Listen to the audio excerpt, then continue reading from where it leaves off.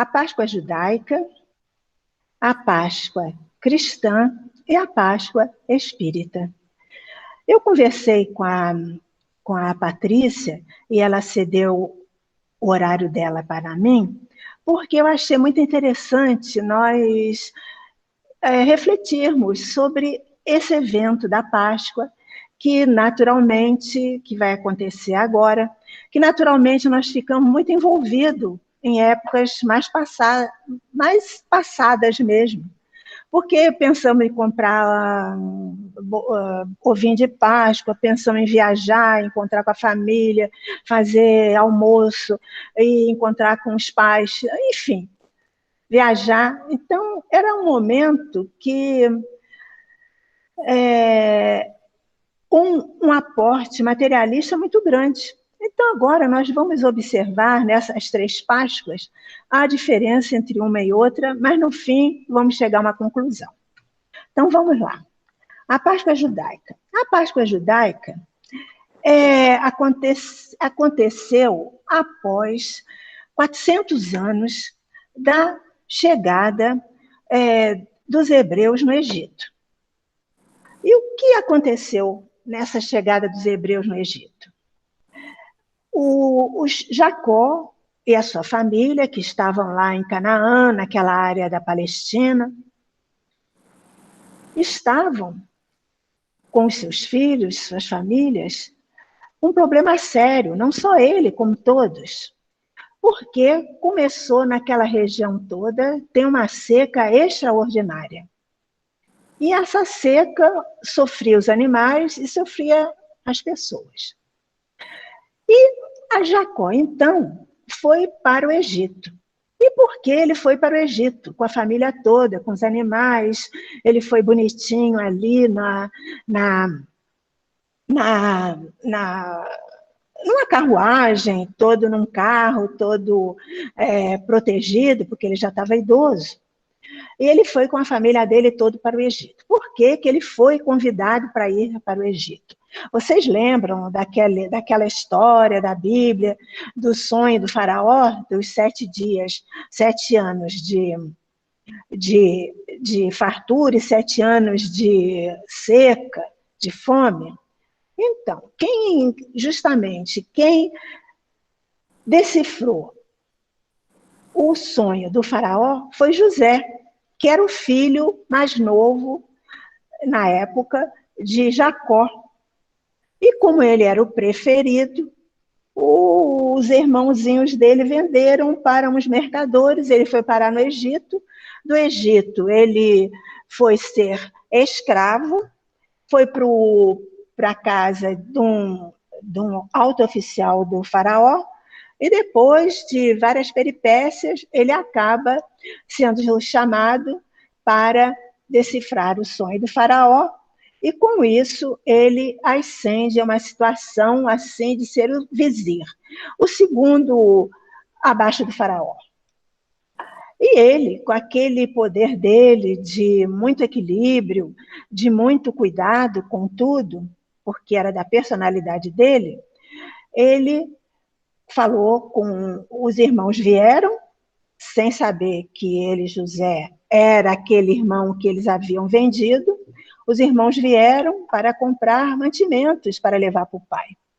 E, com isso, José acaba se apresentando e convidando o pai para que ele venha para o Egito.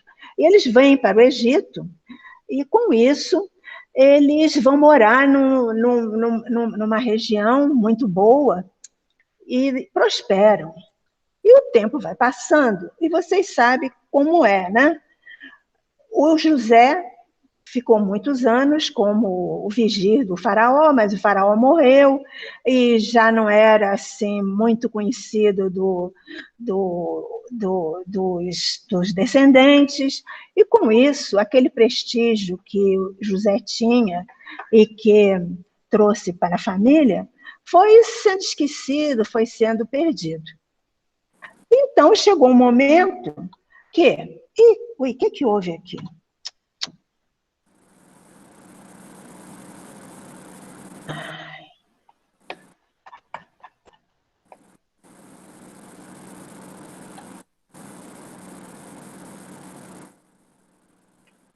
houve um momento que, de convidado que os hebreus eram no Egito, eles passam a ser servos. O servo, então, é aquele que serve, mas que ele não tem aquela dependência total. Eles não chegaram a ser escravos no Egito, porque escravo, naquela época, era diferente de servo. Servo era um empregado que até teria alguma retribuição, ele teria alguns direitos, mas o escravo não teria direito nenhum. O escravo era igual uma peça de roupa, igual uma propriedade qualquer, que eles vendiam, matavam. Não tinha nenhuma responsabilidade, nenhum entendimento, nenhum sentimento assim humano com os escravos. Então, não vamos dizer que os egípcios eram escravos, eles eram servos. Por quê? Porque eles, de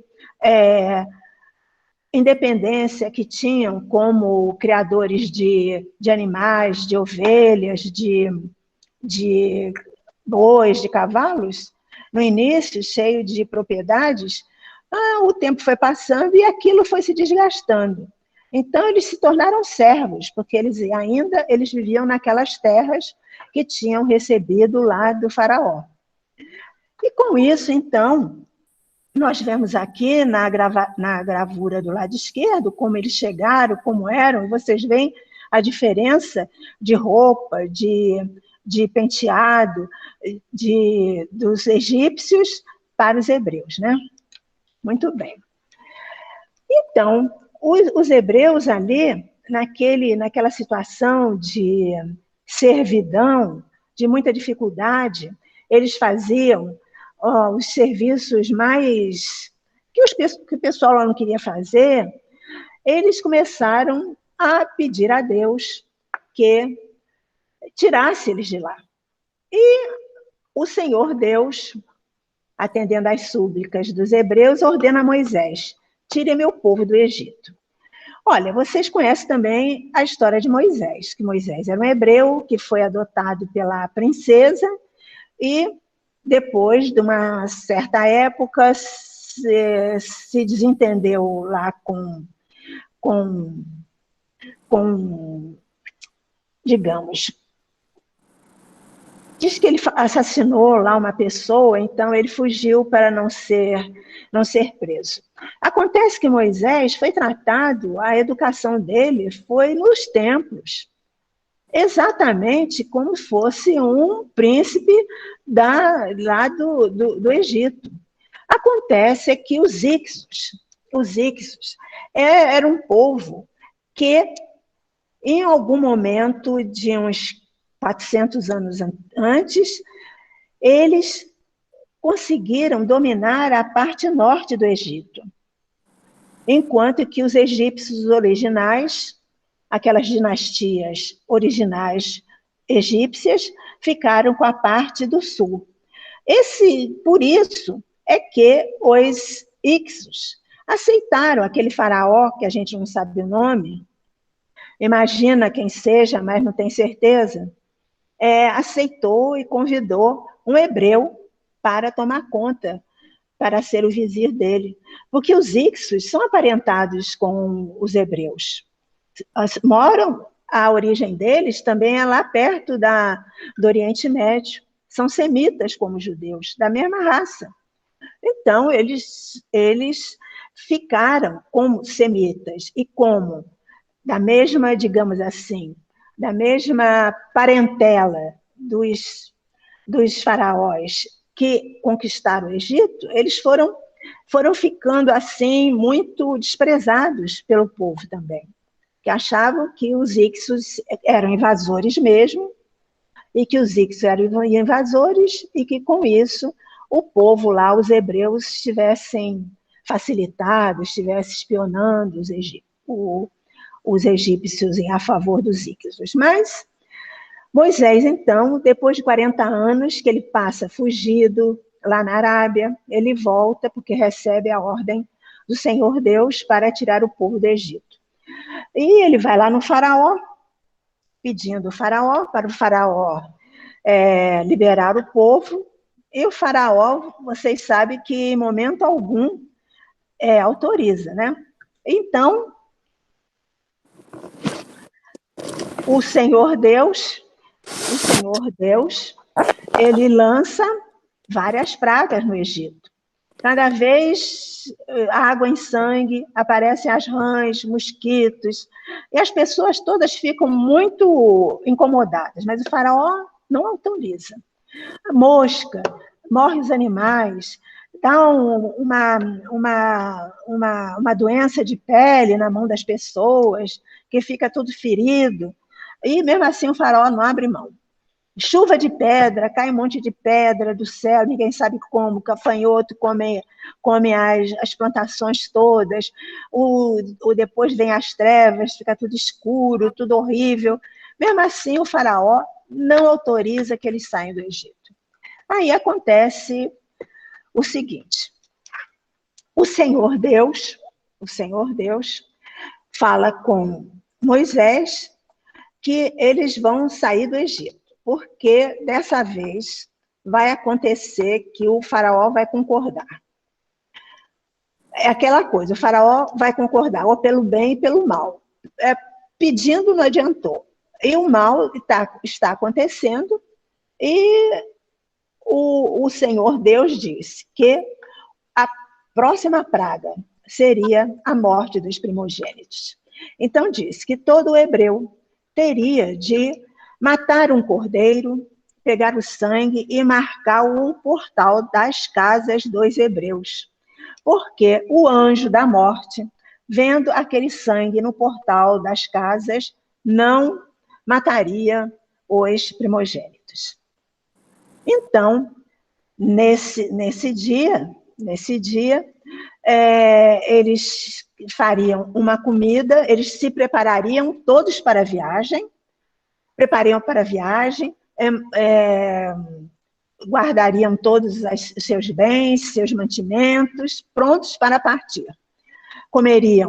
A família comeria esse cordeiro que eles pegaram o sangue e botaram no portal, eles comeriam o cordeiro, ervas amargas, pão sem fermento, porque para dizer que o fermento é um símbolo de crescimento, e o fermento, quando nós colocamos o fermento na massa, o que acontece? A massa cresce, faz bolhas, e é como se fica fofinho, macio, e aparenta uma coisa muito maior, mas, na verdade, aquilo é ar, né?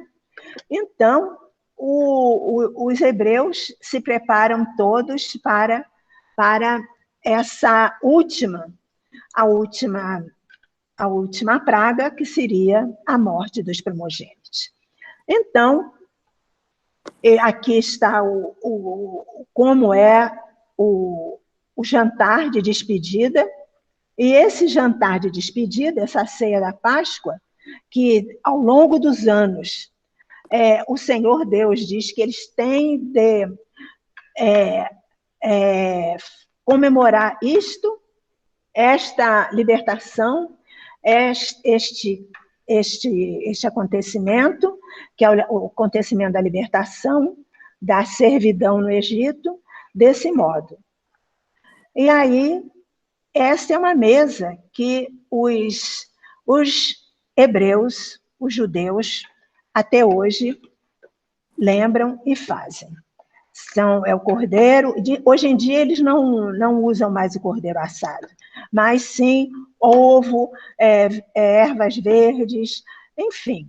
E umas comidas assim, sem fermento, é aquele pão que não tem fermento. E, por fim, a última praga, que foi a morte do primogênito do faraó. E aí, os hebreus, liderados por Moisés, eles saem então do Egito. E junto com eles, muitas pessoas também de outras nacionalidades vão aproveitando e vão atrás também. Então, após 210 anos no Egito, no dia 14 de Nissan, aqui 1448 a.C., os israelitas, ou seja, os filhos de Israel é o nome de Jacó, que Deus mudou o nome dele de Jacó para Israel. partem para a terra prometida sob a liderança de Moisés. Aqui, 14 de Nissan é considerado, o Senhor Deus diz que esse é o primeiro dia do ano para os hebreus daquele dia em diante, porque é o ano, é o dia que marca uma vida nova. Então, tem esse sentido de libertação, de vida nova, de liberdade. Então, 14 de Nissan é justamente o mês de abril. Abril, que nós correspondemos, Nissan é o mês de abril.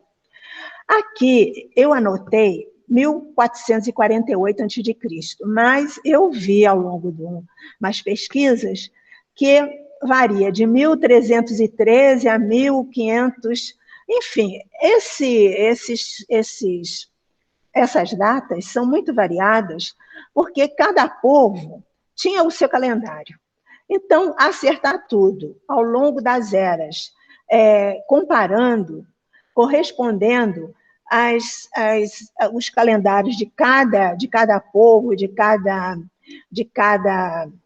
civilização lá, que é um pouco, às vezes, diferente uma da outra, com as datas importantes. Então, é mais ou menos nessa data, certo? Então, saíram e no deserto, passaram 40 anos no deserto, e nesses 40 anos, num determinado dia, o Senhor chama Moisés no Monte Sinai e entrega para Moisés as tábuas onde estão escritos os 10 mandamentos. Esses 10 mandamentos nós já conhecemos, mas essa lei do Senhor, que é a lei para ser cumprida pelos judeus, Deus então faz uma aliança com os hebreus através de Moisés. Vocês vão me obedecer, só eu que sou Deus, não vão ter outros deuses diante de mim, não vão fazer nenhuma figura de Deus para adorar, vão me seguir, vão me obedecer, porque eu tirei vocês da servidão, vou ser o seu Deus, e vocês, então, vão seguir direitinho tudo que eu mandar. Então, a Torá, depois que Moisés recebeu os 10 mandamentos, nós temos, ao longo dos anos, foi recebendo outros mandamentos, daqueles 613 mandamentos. Porque essa lei do Senhor, a Torá, que são os 5 livros, Gênesis, Deuteronômio, Êxodo, Levítico, Números, tudo isso são livros que vão contando a história dos hebreus e vão também mostrando quais são as normas, quais são as regras que eles têm que respeitar. E são 613 pequenas regras que eles tinham de saber de cor e salteado e realmente cumprir. E são regras do dia a dia. Regras do dia a dia. Por exemplo, vamos dizer uma comparação, mal comparando, os 10 mandamentos e a Constituição. Os outros mandamentos menores seriam as leis estaduais, as leis municipais, assim. Então, são leis, assim, muito do dia a dia, coisas de pequena monta, mas de que é como se fosse uma educação social do povo. Tem que lavar a mão antes de comer, tem que lavar os pés antes de chegar em casa. Mas isso daqui são leis higiênicas, leis de boa convivência. Por quê? Vocês já imaginaram o povo andar a pé no deserto? O pé, realmente, não há pé que aguente. Em sandália, andar todo dia, o dia inteiro, no calor e no frio, porque no deserto varia muito a temperatura. Então, esses 5 livros da Bíblia é o que formam a Torá. Então, eles chegam à terra prometida, que é Canaã. Moisés não chega na Terra Prometida. Quem chega na Terra Prometida, liderando o povo, é Josué, que era o segundo depois de Moisés. Então, essa Páscoa, que é uma palavra de origem judaica, é a Pessa, significa passagem.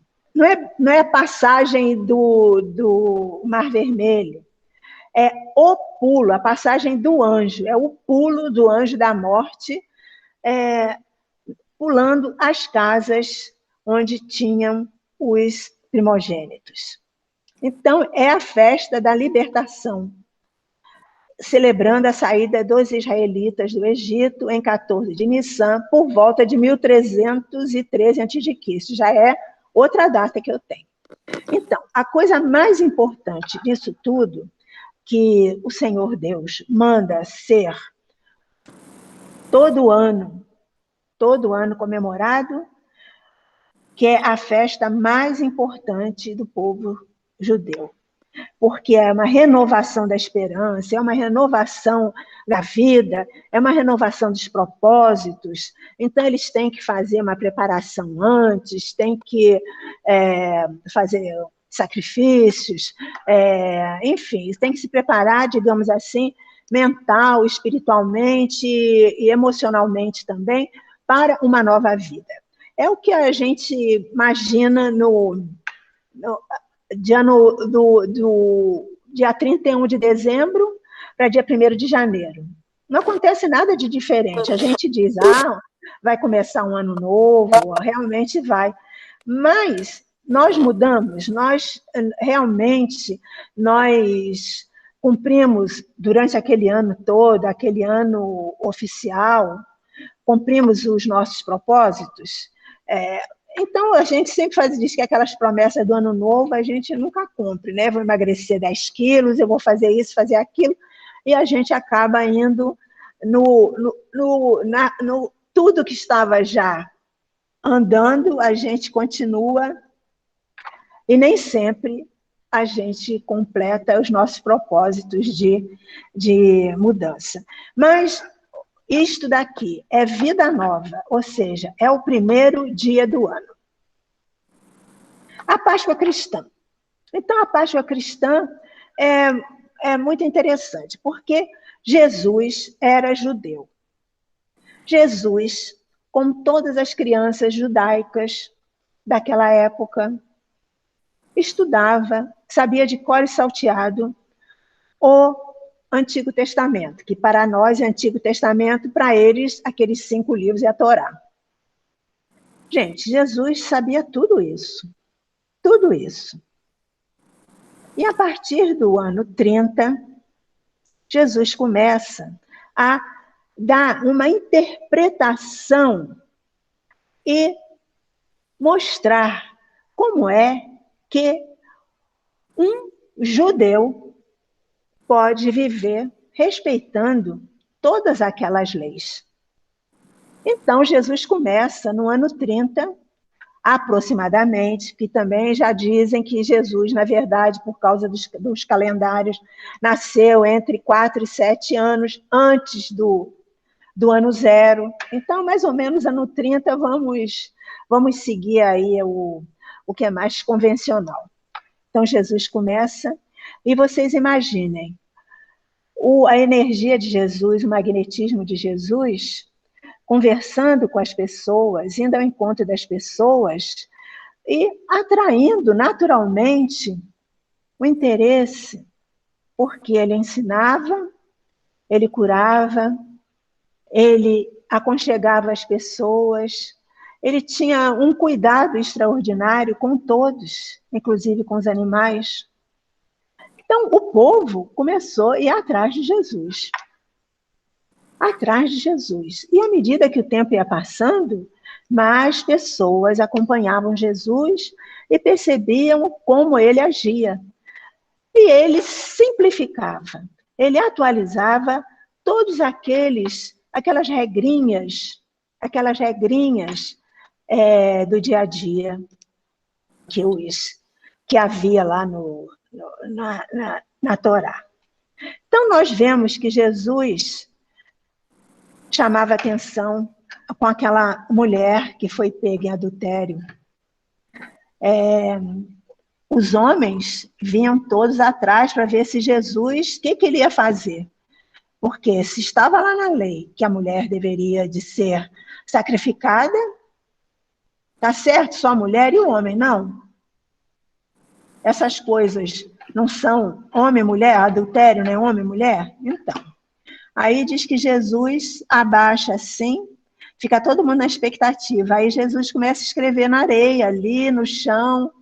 Aí ele diz, bota assim, aí um senhor amigo nosso, que veio fazer uma palestra na Aldeia de Luz, há muitos anos atrás, ele disse, aí Jesus escrevia o nome de todas as mulheres, que aqueles homens já tiveram relacionamento. Aí o povo, quando olhava o nome, aí saía de fininho, entendeu? Porque tocava na mente dele que ele também já tinha feito alguma coisa fora do esquadro ali. Aquela mulher, a hemorroíça, que tinha uma hemorragia que não parava nunca, ela pensava que se ela chegasse a encostar na roupa de Jesus, pôr a mão na roupa de Jesus, ela tinha uma fé tão grande que ela conseguiria ser curada. E aí, nós temos. E esse é um detalhe interessante, porque quando no Evangelho diz que ela segurou nas borlas do manto de Jesus, isso dá um indício muito firme, muito sério, de que Jesus era um rabino. Jesus era um rabino, porque só aquele rabino, digamos assim, certificado, se pode dizer assim, é que usava o manto com borlas. Jesus curava as pessoas, curava pelo poder dele, pela fé da pessoa e pelo conhecimento que Jesus tinha das leis do magnetismo, que eram mais do que inerentes à natureza dele, de espírito tão elevado. Põe elevado nisso, né, minha gente? Jesus ressuscita a filha, o filho da viúva. Agora, ele ressuscita o filho, nós, na doutrina espírita, sabemos. O corpo do menino estava no estado cataléptico. O espírito dele estava ligado ao corpo, porque se o espírito dele estivesse saído, desligado do corpo, se o espírito tivesse realmente desencarnado, Jesus não faria isso. É o mesmo caso de Lázaro. Lázaro esteve lá para, digamos, em outras oportunidades, Jesus disse, isto aconteceu para que prove a glória do Pai, o amor do Pai, porque ele não chamava Deus de Senhor Deus, chamava de Pai. Pai, Pai. Então, nós vemos que Jesus, o que ele fez pelo poder do Espírito dele elevadíssimo. E, sabendo de tudo o que ia acontecer com ele, ele diz para os discípulos, desejo passar a Páscoa convosco antes da minha paixão. Isso 3 anos depois que Jesus está dando exemplo, ensinando, acolhendo o povo, trazendo amor, trazendo paz, compreensão, exemplo. Então, nós estamos aqui no mês de Nissan. Deveria de ser no dia 13 de Nissan, 12, por aí, porque ele junta com os discípulos para justamente comemorar a Páscoa, ou seja, comemorar a libertação do povo, comemorar o compromisso dos judeus para com o Senhor Deus, comemorar a libertação e, ao mesmo tempo, comemorar aquela aliança que Deus fez com o povo, que disse, olha, vocês têm de seguir as minhas leis. E digamos assim, O item da aliança, uma representação da aliança, é o sábado. Guardar o sábado como um dia dedicado a Deus, um dia de pensar no bem, um dia de reflexão, um dia de especial na semana de meditação, de fazer o bem. É como nós, assim, aqui da religião católica e outras religiões, guardam o domingo, né? Então, Jesus sabia tudo que ia acontecer com ele. Ele disse: desejo passar convosco antes da minha paixão. Então, vamos lá. A paixão de Jesus. Jesus, sabendo tudo que ia acontecer com ele, ele aceitou. Porque se nós aqui, espíritos assim de pequenininho, nós combinamos fazer encarnados aqui uma porção de coisas que às vezes fazemos, às vezes não fazemos. Jesus, então, que veio de propósito mostrar como é seguir a lei de Deus, sabia de tudo. Por isso ele não reagiu, não ficou bravo, não se irritou com as pessoas, não, absolutamente, aceitou porque ele sabia tudo o que ia acontecer. Então, Jesus é crucificado.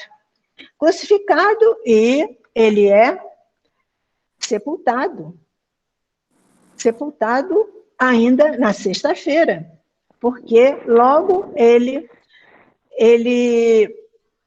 desencarnou, digamos assim, morreu, o corpo físico dele morreu. Muito bem, o corpo físico dele morreu, ele estava naquela gruta que era o sepulcro lá de José de Arimateia. Ele ficou lá envolto nos lençóis de linhos e tudo, e foi tão rápido, porque todo mundo tinha de preparar as coisas para sábado, fazer a Páscoa, né?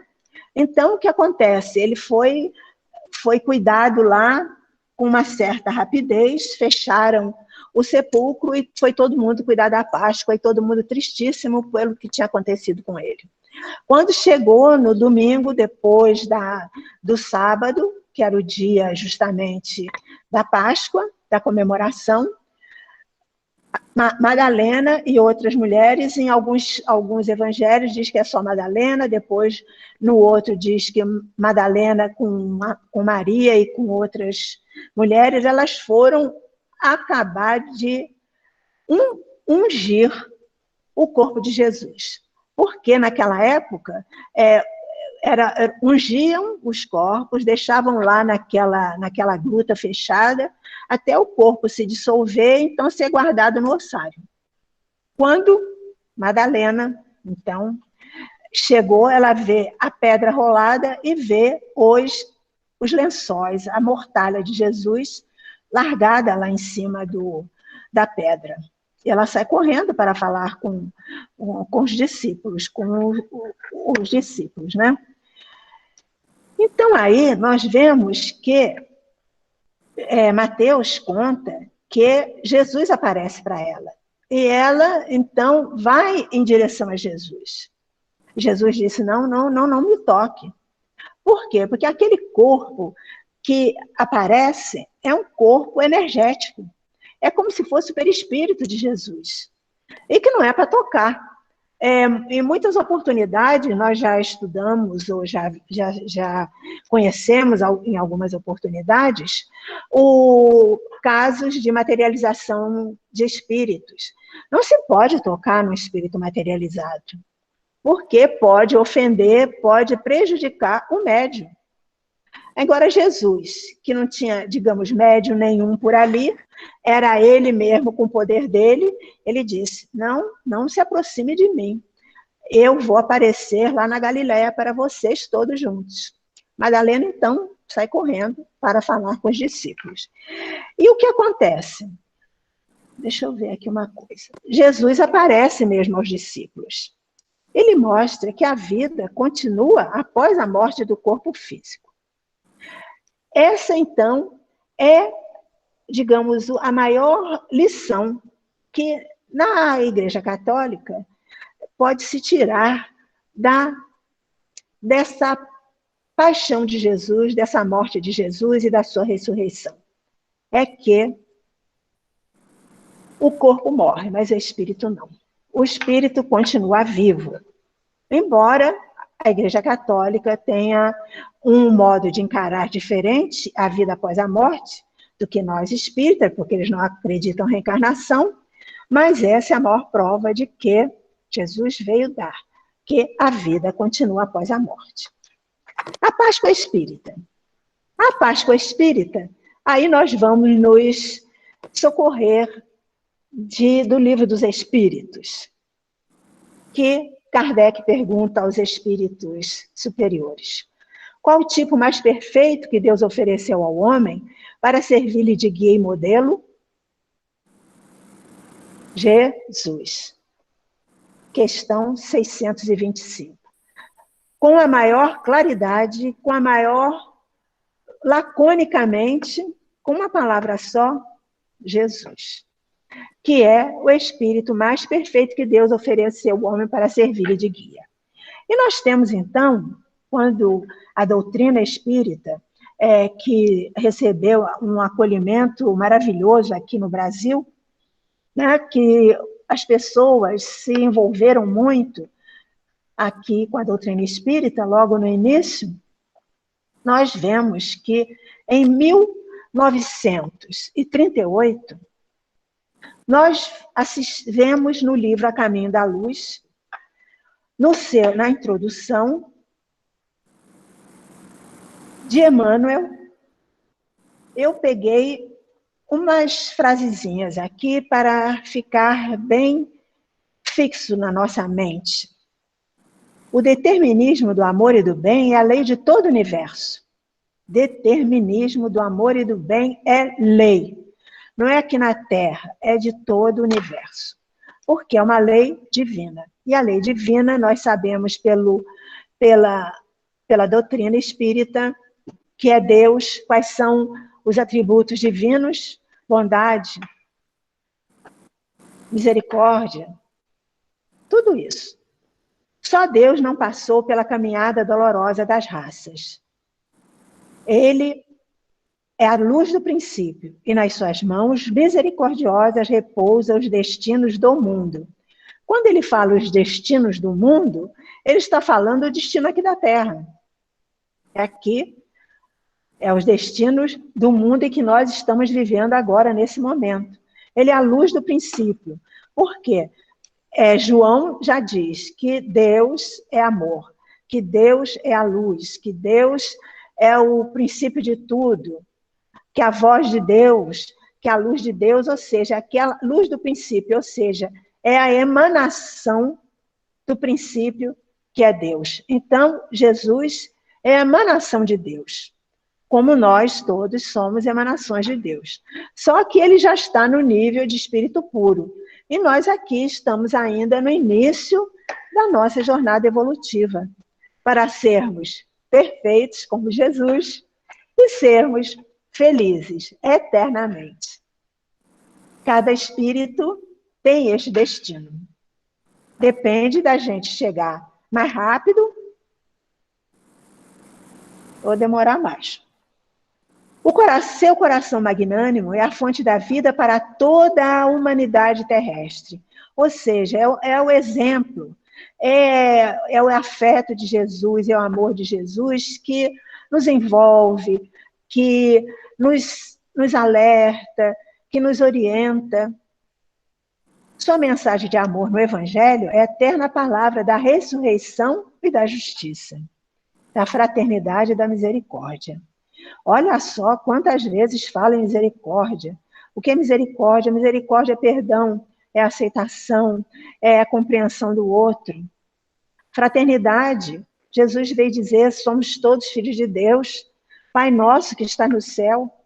Pai de todos. Nós somos irmãos de Jesus. Então, somos todos irmãos.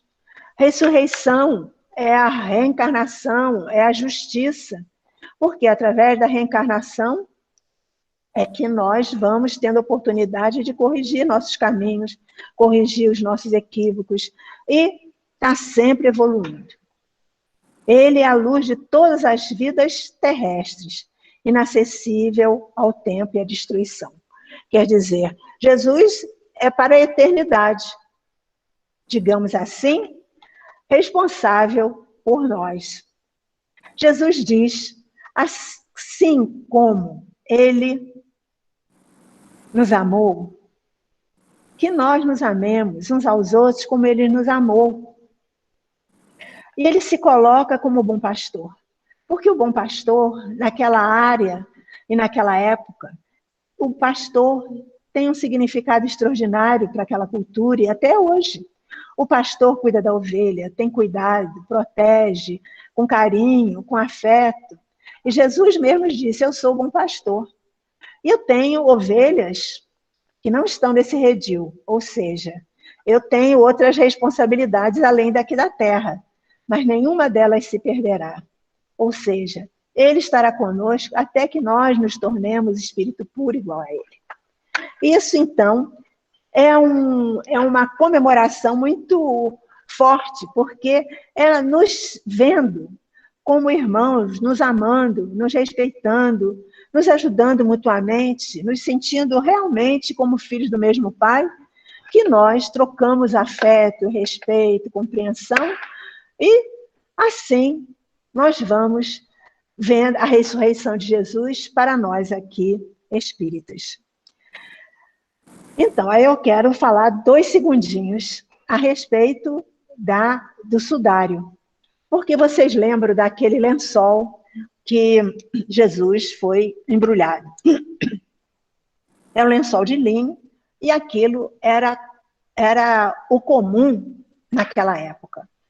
E no lenço, a pessoa lavava o corpo, passava os unguentos e embalava para que o corpo se desintegrasse e depois colocasse os ossos no ossário.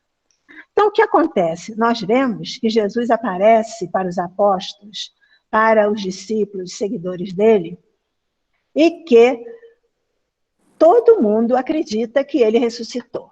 Então, naquela época, foram, de uma só vez, 500 pessoas viram Jesus lá na Galileia.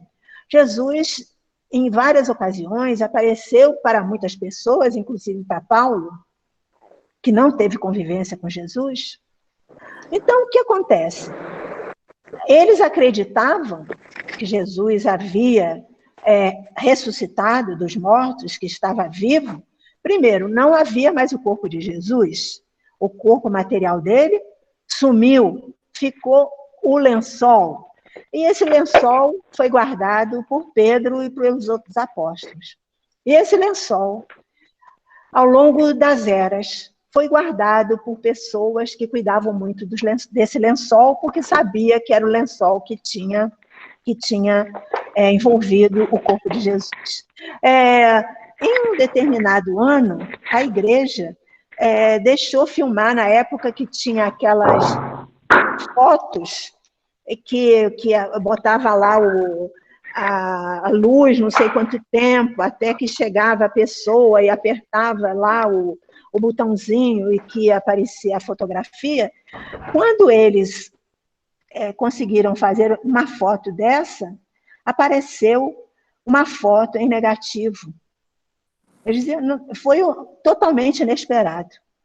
E ao longo desses anos, de acordo com as nossas tecnologias atuais, nós então, daquela foto em negativo e da observação, da fotografia e da computação em 3D e essas coisas todas, nós vemos recuperada a imagem de Jesus. Que Jesus era um homem alto, de 1,80 m, forte, que precisava ser forte mesmo, né? Naquele tempo, andar para baixo e para cima. Então, este seria justamente a imagem verdadeira de Jesus, que, aliás, não está muito longe do que nós estamos acostumados.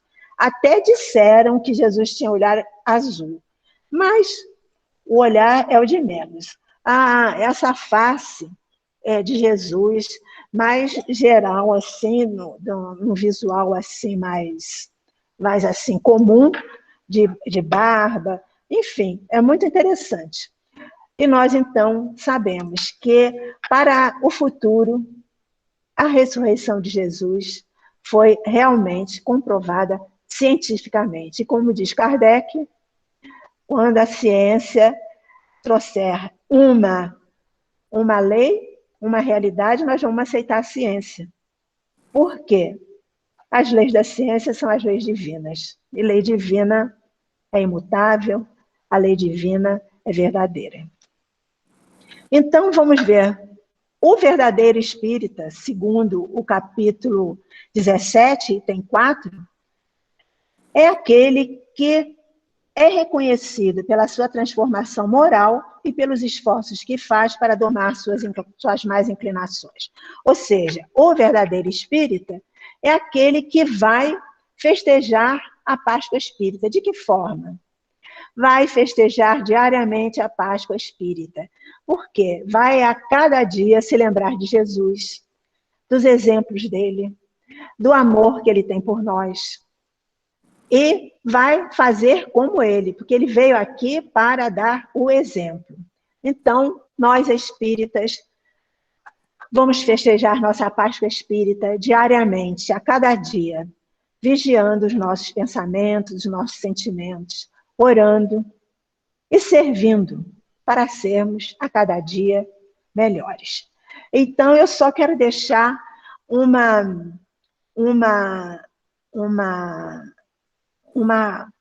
frase aqui para vocês. O que é servir? Servir, desde a época lá dos hebreus, servir é servir a Deus. É respeitar a Deus, é fazer cumprir a lei de Deus. E a lei de Deus nós sabemos e conhecemos pelos exemplos de Jesus. Servir é amar.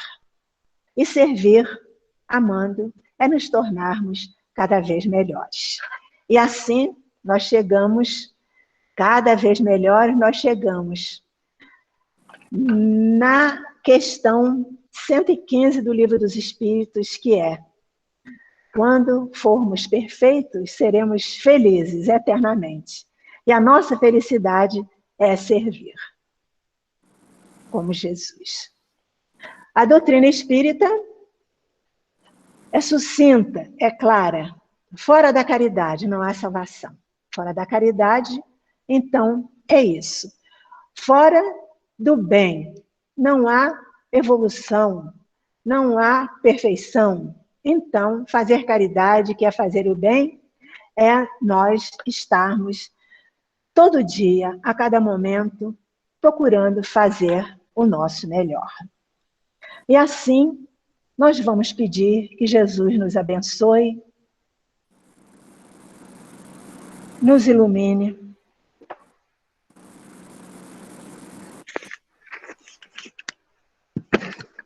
nos envolva com seu amor,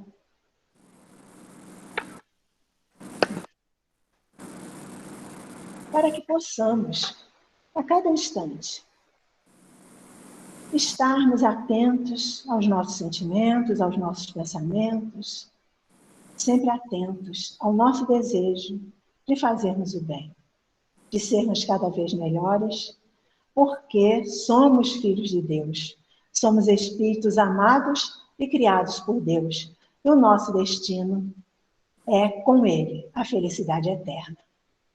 Mas, desde já, nós podemos compartilhar essa felicidade com todos aqueles que estão à nossa volta.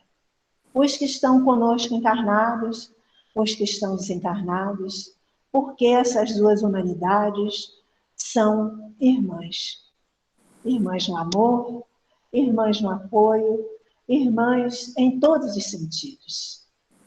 Eles nos auxiliando e nós os auxiliando, com o nosso agradecimento, com o nosso amor, com o nosso afeto, recebendo da mesma forma orientação, amor e afeto.